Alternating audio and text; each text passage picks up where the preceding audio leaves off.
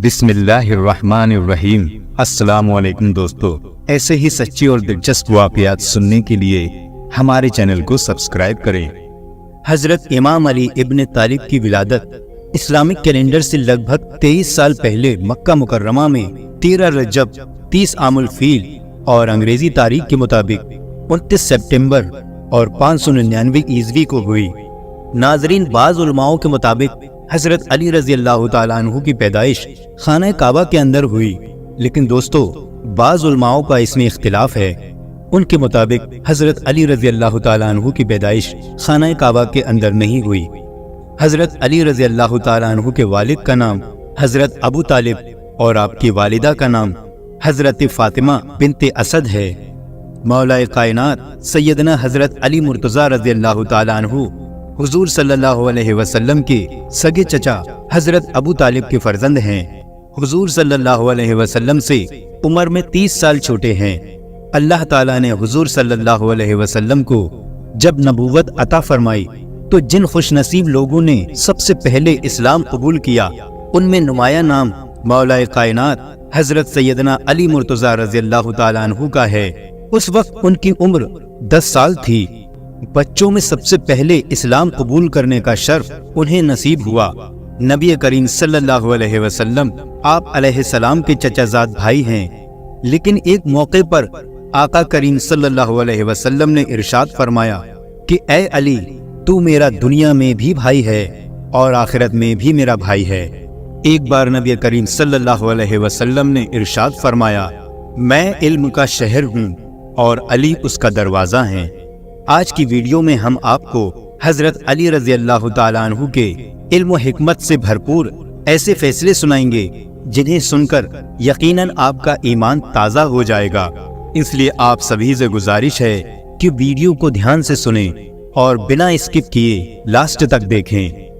हजरत उबैदुल्लाह रज़ी अल्लाह ताला अन्हु फरमाते हैं कि हजरत सैयदना अली मुर्तज़ा रज़ी अल्लाह ताला अन्हु के पास एक साइल आया और सवाल किया।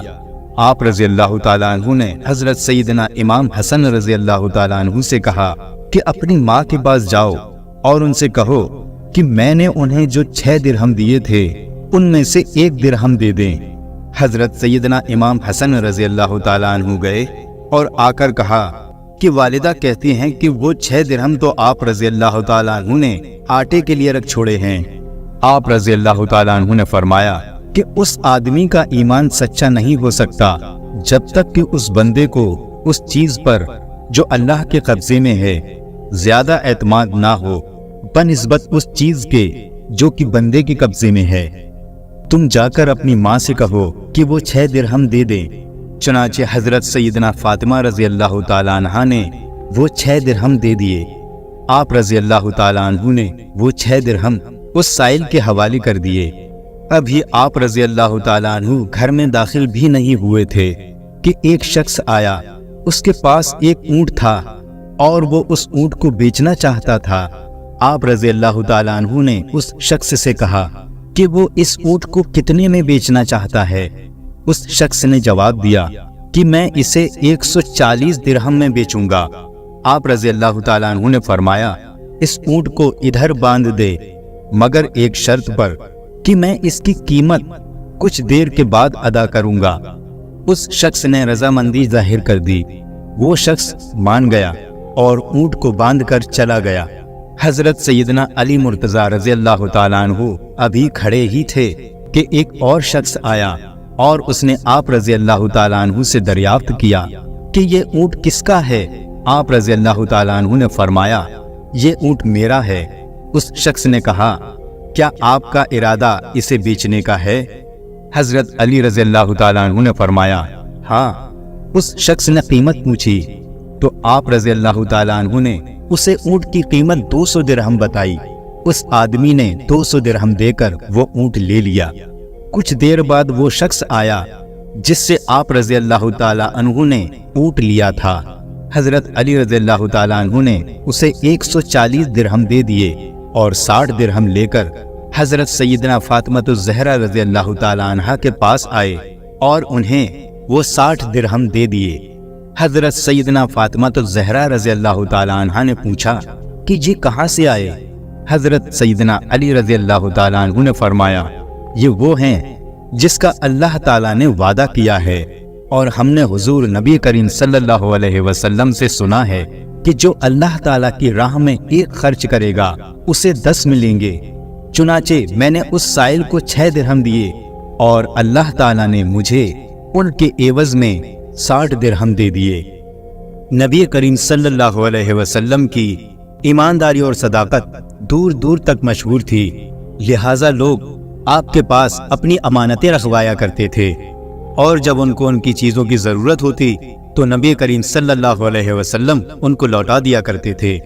ہجرت مدینہ کی رات رسول اللہ صلی اللہ علیہ وسلم نے حضرت علی رضی اللہ تعالیٰ عنہ کو اپنے پاس رکھی ہوئی ساری امانتیں سپرد کی اور ان سے یہ ارشاد فرمایا کہ آپ ان امانتوں کو صاحب امانت تک پہنچا دیں۔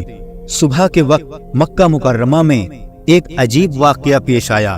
ابو سفیان کے بیٹے حنظلہ نے عمیر بن وائل سقزی کو بلایا اور اس سے کہا، تم علی ابن طالب کے پاس جاؤ اور اس سے 80 مسکات سونے کا دعویٰ کرو کہ میں نے یہ سونا حضرت محمد صلی اللہ علیہ وسلم کے پاس بطور امانت رکھا تھا۔ نبی کریم صلی اللہ علیہ وسلم مدینے کی طرف کوچ کر گئے ہیں اور علی ان کے وکیل ہیں، ان سے جا کر کہو کہ آپ میری امانت مجھے واپس کر دیں۔ اگر علی تم سے گواہ طلب کرے تو ہماری گواہی قریش کی تمام جماعت دے گی، اور تیرے اس قدم کے بدلے میں تجھے اپنی ماں ہندا کا گلو بند دیتا ہوں۔ عمیر بن وائل نے حضرت علی رضی اللہ تعالیٰ عنہ کے پاس آ کر امانت کا دعویٰ کر دیا۔ حضرت علی رضی اللہ تعالیٰ عنہ نے اس سے امانت کی نشانی طلب کی تو اس نے بتا دی۔ اس کے بعد آپ رضی اللہ تعالیٰ عنہ نے امانتی سامان میں اسے تلاش کیا، لیکن اس کی امانت کہیں نظر نہیں آئی، یہاں تک کہ اس کے اثرات بھی نہیں ملے، جبکہ ہر امانت ان کے پاس موجود تھی اور ان امانتوں پر ان کے مالک کا نام لکھا ہوا تھا، اور ان میں عمیر کا نام کہیں بھی درج نہیں تھا۔ حضرت علی رضی اللہ تعالیٰ عنہ نے عمیر کو بہت سمجھایا کہ تم اس دعوے میں جھوٹے ہو، تم جھوٹ بول رہے ہو، لیکن اسے سمجھانے میں کوئی فائدہ نہیں ہوا، وہ اپنی ضد پر اڑا رہا۔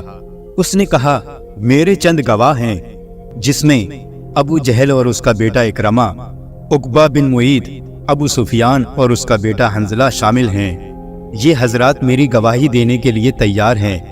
یہ سن کر حضرت علی رضی اللہ تعالیٰ عنہ اچھی طرح جان گئے کہ یہ صرف ان کا فریب ہے۔ چنانچہ آپ نے فرمایا کہ گواہوں کو خانہ کعبہ میں حاضر کیا جائے۔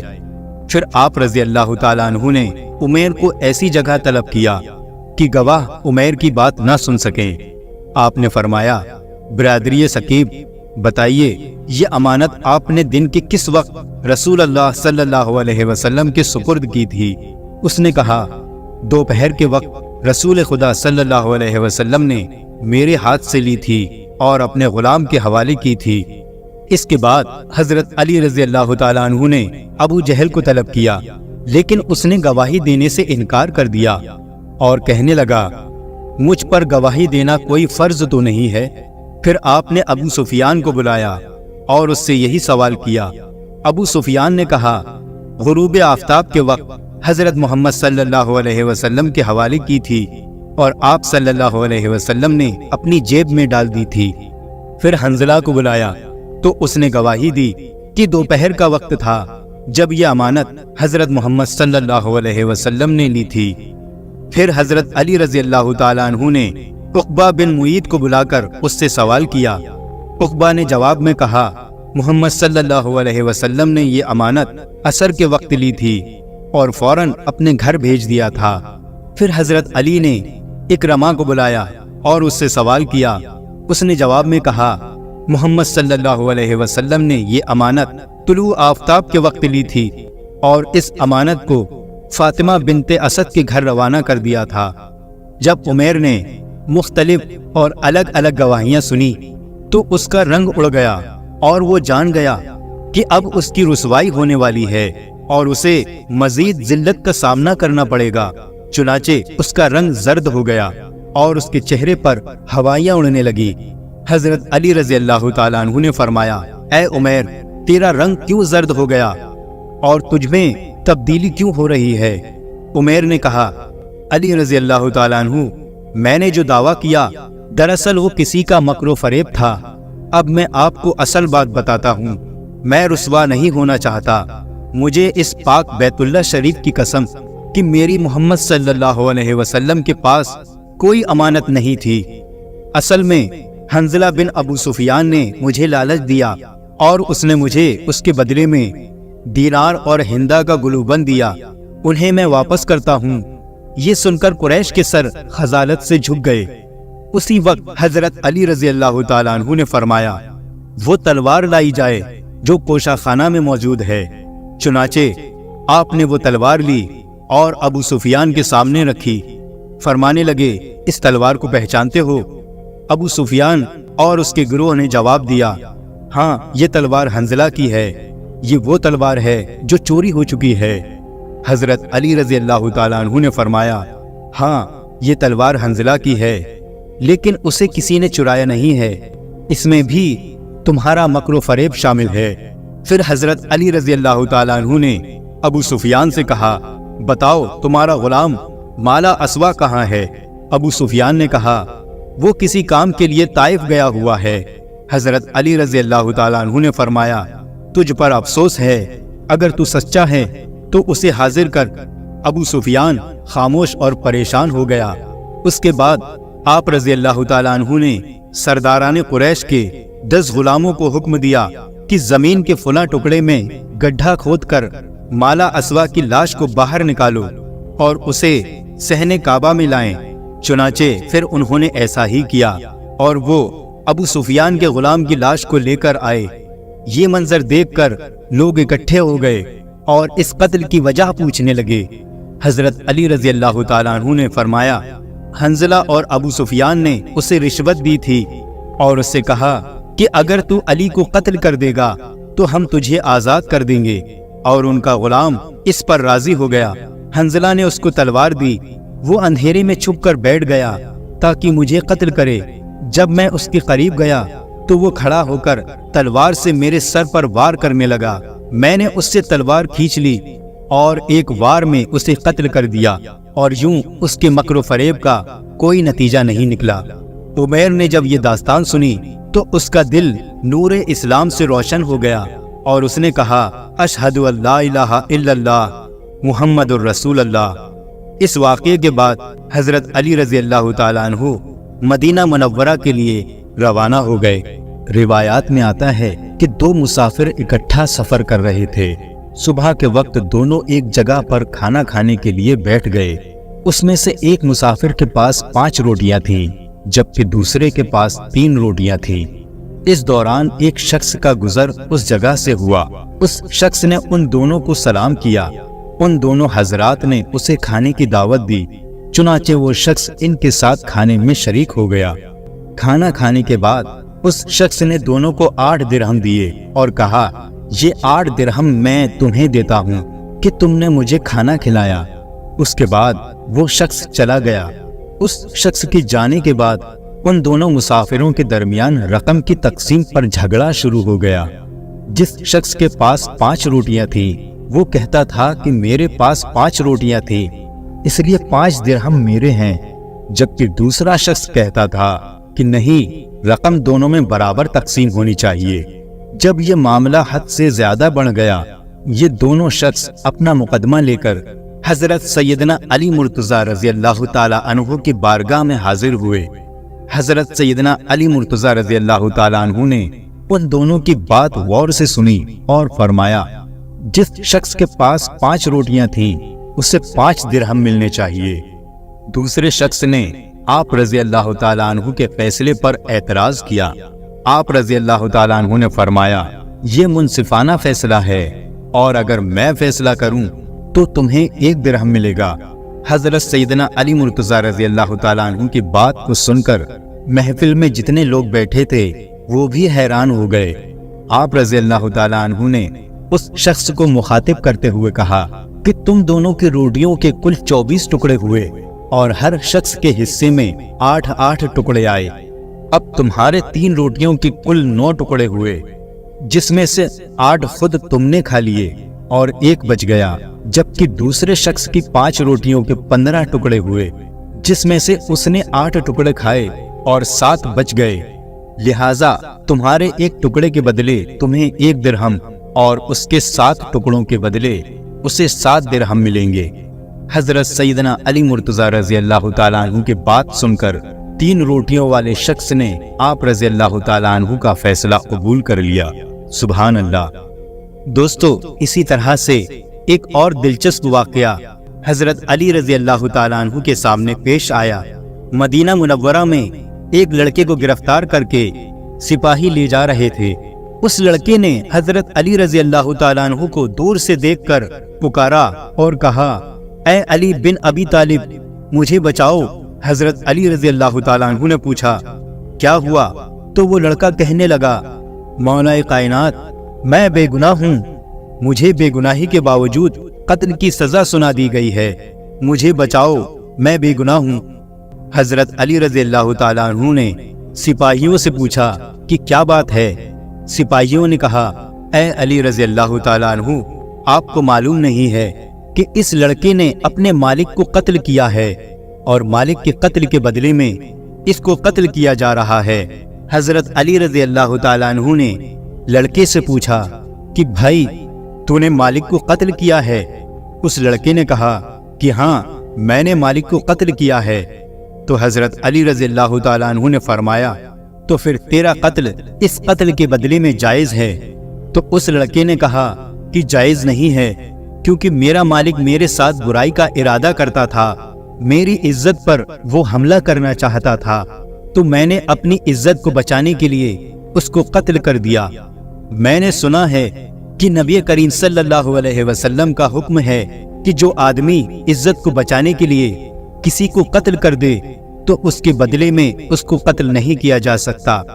حضرت علی رضی اللہ تعالیٰ عنہ نے سپاہی سے پوچھا، کیا یہ سچ ہے؟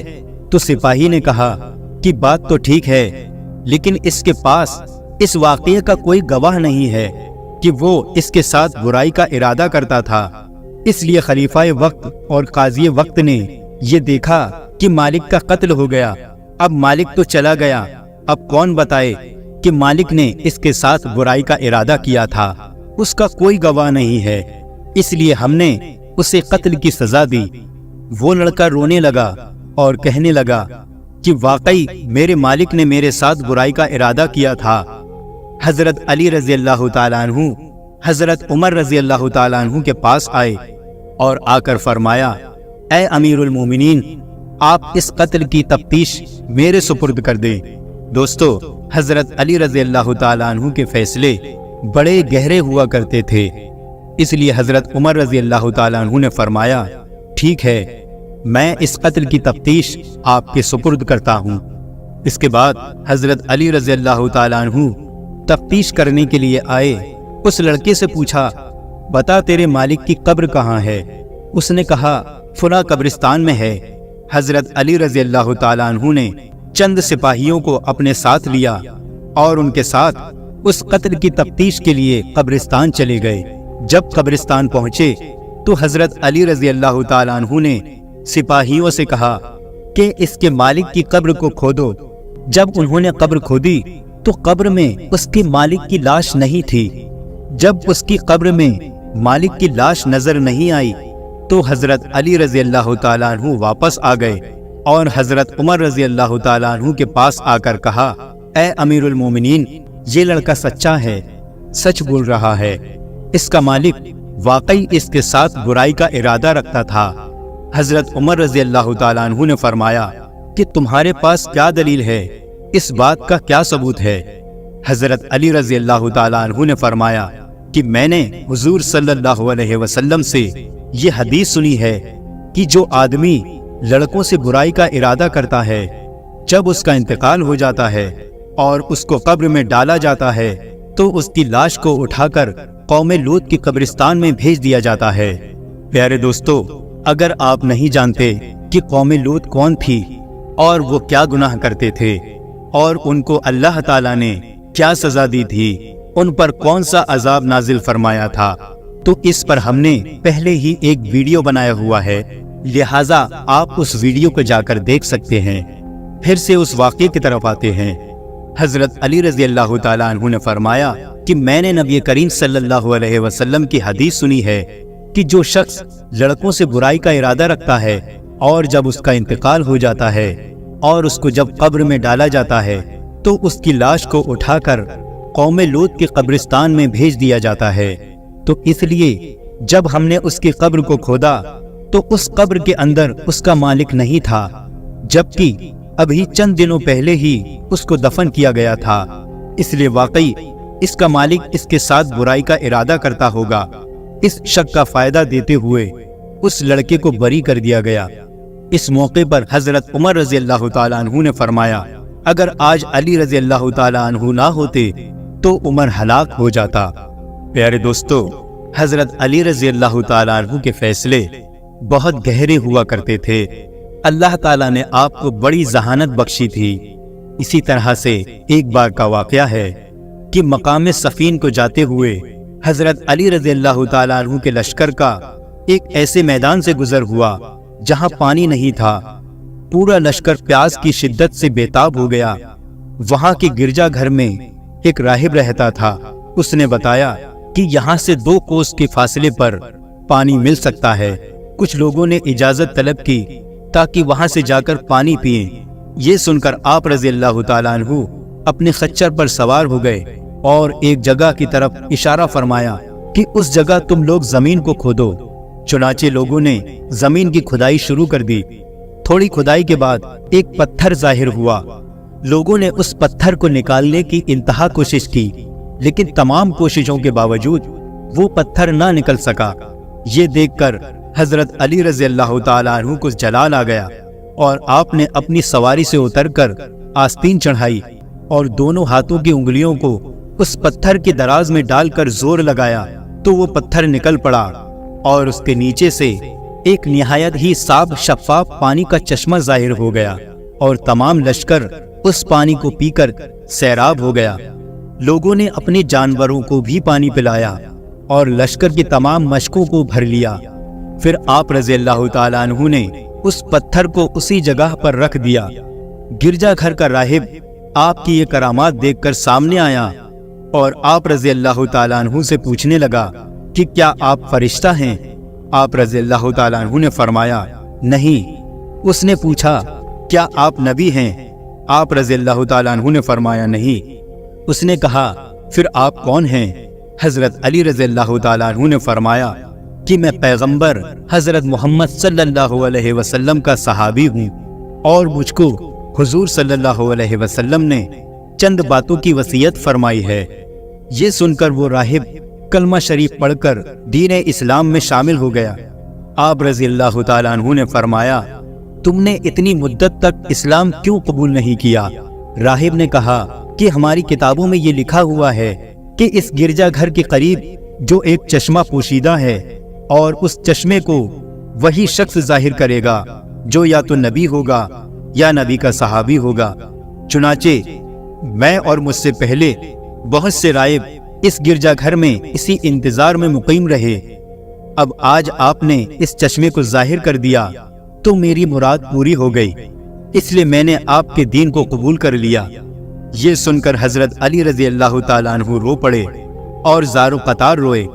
پھر آپ نے فرمایا الحمدللہ کہ ان لوگوں کی کتابوں میں بھی میرا ذکر ہے۔ یہ راہب مسلمان ہو کر آپ کے لشکر میں شامل ہو گیا اور شامیوں سے جنگ کرتے ہوئے شہید ہو گیا، اور آپ رضی اللہ تعالیٰ عنہ نے اس کو اپنے دست مبارک سے دفن کیا اور اس کے لیے دعائے مغفرت فرمائی۔ پیارے دوستو، حضرت علی رضی اللہ تعالیٰ عنہ کا ایک اور واقعہ سماعت فرمائیں، اس سے آپ کا ایمان تازہ ہو جائے گا۔ ایک مرتبہ جب حضرت علی رضی اللہ تعالیٰ عنہ چھوٹی عمر کے تھے، یعنی ابھی جوانی کا وقت تھا، تو اس وقت نبی اکرم صلی اللہ علیہ وسلم نے آپ کو گورنر بنا کر بھیجا۔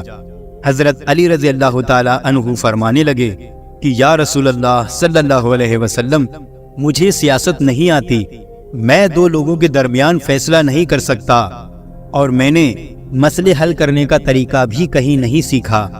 تو رسول اللہ صلی اللہ علیہ وسلم نے فرمایا اے علی، میں تمہارے لیے دعا کرتا ہوں، تمہارے سامنے کبھی مشکل پیش نہیں آئے گی۔ بس یہ یاد رکھنا کہ جب بھی تمہارے پاس کوئی شخص فریاد لے کر آئے تو تم دوسرے شخص کی بھی بات کو مکمل سننا اور دوسرے شخص کی بات سنے بغیر کبھی فیصلہ نہ کرنا۔ حضرت علی رضی اللہ تعالیٰ عنہ نے فرمایا، اس دعا کی وجہ سے مجھے کبھی پریشانی پیش نہیں آئی اور ہمیشہ فیصلہ کرنے میں اللہ کی مدد ہوتی تھی، اور میں اس نصیحت پر خوب عمل کرتا ہوں۔ جب تک دوسرے شخص کی بھی بات نہیں سن لیتا، کوئی فیصلہ نہیں سناتا۔ تو دوستو، یہ تھے چند واقعے اور فیصلے حضرت علی علیہ السلام کے۔ دوستو، اگر ویڈیو پسند آیا ہو تو اسے لائک کریں، کمنٹ کریں اور شیئر کریں، اور اسی طرح کے سچے اور دلچسپ واقعات سننے کے لیے ہمارے چینل کو سبسکرائب کریں۔ السلام علیکم ورحمۃ اللہ وبرکاتہ۔